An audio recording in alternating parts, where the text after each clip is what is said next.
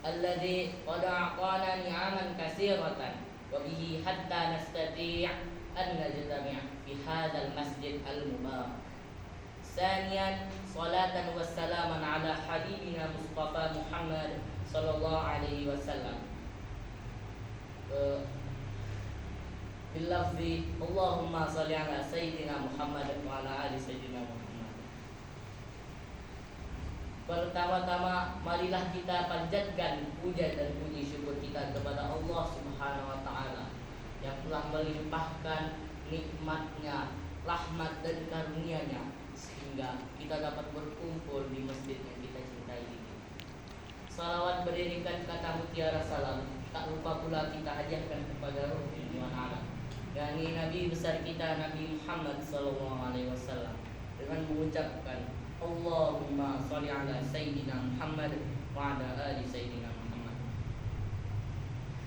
Yang saya hormati Bapak saya sebagai penyimak dari pidato ini, pada kesempatan kali ini izinkan saya untuk menyampaikan pidato.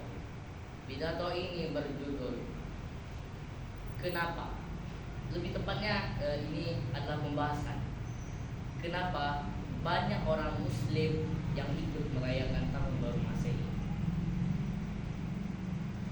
Kenapa kita dilarang untuk mengikuti tahun baru Masehi? Lebih tepatnya ikut merayakan tahun baru Masehi. Karena ada beberapa ulama yang mengatakan jika engkau mengikuti atau meniru gaya suatu kaum, maka engkau adalah bagian dari diri mereka. Begitu pula jika kita orang Muslim mengikuti gaya dan juga tradisi bagi orang-orang kafir, maka kita juga bagian dari orang-orang kafir tersebut. Nauzubillahi min dzalik. Mulai kapan mulai digunakannya kalender Masehi bagi umat-umat Muslim? Pada saat kepemimpinan Khalifah Utsmani di Turki terjadi krisis keuangan, jadi mereka mengajukan pinjaman ke negara Jerman.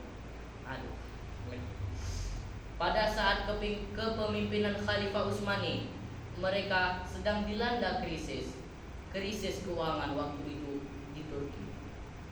Mereka pun mengajukan pinjaman uang kepada negara Jerman. Negara Jerman menerima permintaan mereka, tetapi dengan satu syarat. Mereka harus mulai mengaplikasikan kalender Masehi kepada rakyat negaranya. Mereka pun menerima. Sejak saat itu, orang-orang Muslim mulai menggunakan kalender Masehi. Kalau di Indonesia, kalender Masehi dibawakan oleh orang-orang Belanda.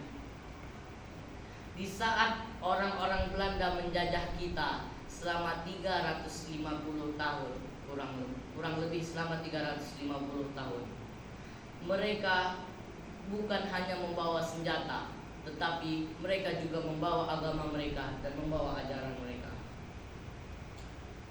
Kita pelajari di waktu SD, Belanda datang hanya untuk mengambil rempah-rempah saja.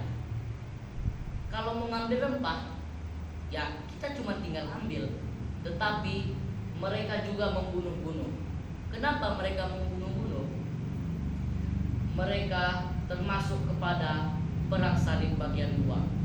Mereka secara tidak langsung menjajah kita lama sekali. Mereka membagikan agama mereka. Mereka mengajarkan agama-agama mereka kepada orang-orang Indonesia. Sebenarnya sebelum dijajah ini, Indonesia itu adalah negara Islam. Karena waktu hijrahnya ulama dari Timur Tengah, rutenya itu dari India ke Campa lalu ke Indonesia. Dan ulama-ulama itu dikenal sebagai Wali Songo di Indonesia.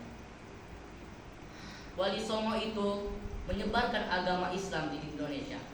Lalu datanglah orang-orang Belanda yang ingin mendoktrin pikiran-pikiran Indonesia dengan pikiran-pikiran orang-orang kafir.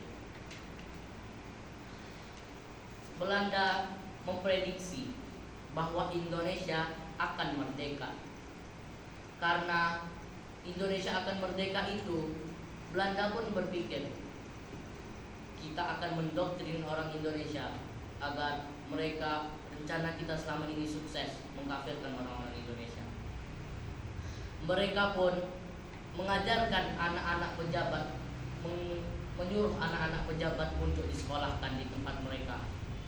Belanda, anak-anak pejabat pun disekolahkan di tempat Belanda, dan Belanda pun berhasil mendoktrin mereka. Hingga sekarang pejabat-pejabat yang memimpin itu adalah anak-anak yang diajarkan oleh sekolah Belanda dulu.